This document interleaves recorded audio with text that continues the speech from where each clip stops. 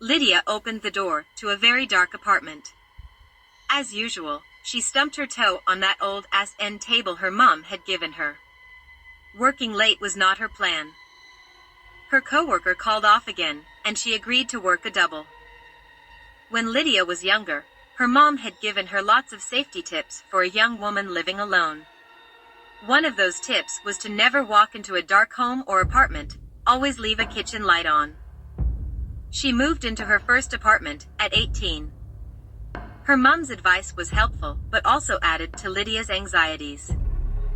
One night, her mom called her just as she was going to bed. She wanted to remind her to lock her bedroom door. That way, if someone broke into Lydia's apartment, they couldn't just walk into her bedroom. After that call, Lydia was scared shitless. It took her hours before she was able to sleep, even though she had locked her bedroom door. That was the last time she answered a late call from her mom, especially before bed. All that was 10 years ago. She was less afraid of the world now. Working as a waitress by night hardened her quite a bit. Plus, the daily grind of med school had lowered the level of bullshit she was willing to take. Working doubles always took a lot out of her. Tonight would be her third double in a row. She was going straight to bed, no stopping it go. While walking through the living room, she tossed her jacket onto a small baby-size rocking chair that sat in a corner across the room. She almost fell as she rapidly kicked her shoes off, one after the other. Lydia stepped out of her pants and tossed them in the hamper next to her closet door. When she finally made it to her bed, all she had on was her panties and bra. She stood in front of her bed for a microsecond before discarding the bra. She looked so relieved as she pulled the covers up to her shoulders and finally rested in her bed. She glared at the ceiling and sighed loudly. Lydia clapped both hands together, in a soft, almost defeated tone, and murmured the words "clap off." All the night lights in her room went off.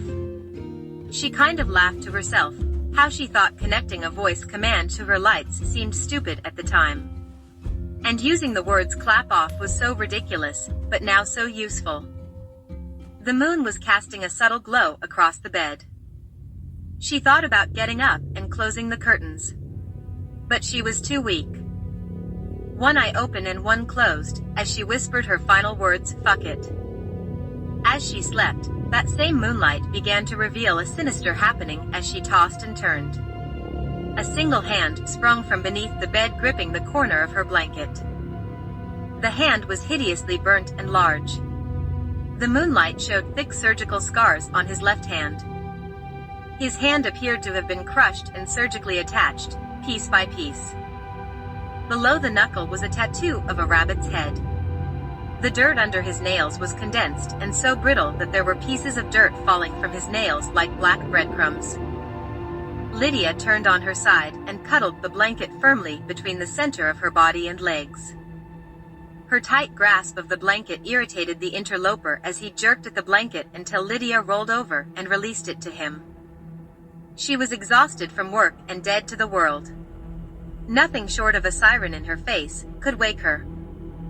The room fell silent for a moment. Eerie shadows choreographed by the moon and wind danced against Lydia's walls and bedroom door. It was beautiful, as horror movies go. The silence was broken by the rhythmic dripping of water from the bathroom faucet. Drip, drip, drip. Any other night, this would wake her, but not tonight. A sinister sound joined in on the rhythm of shadows and a dripping faucet.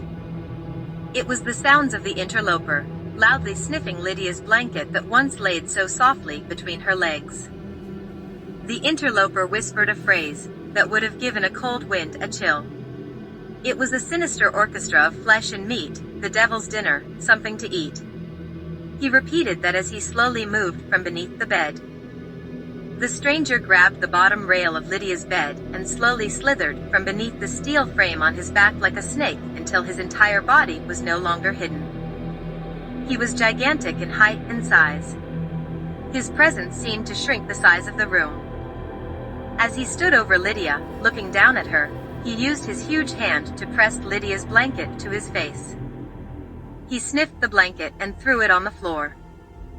He then clutched his free hand into an enormous fist. Just as he began to bend downward toward Lydia, she opened her eyes wide, as if she was startled out of her sleep. She wanted to move, to scream, or to do something, but she couldn't. The wind outside no longer pressed against her window, or whistled through small cracks in the window's old worn and tattered wooden frame.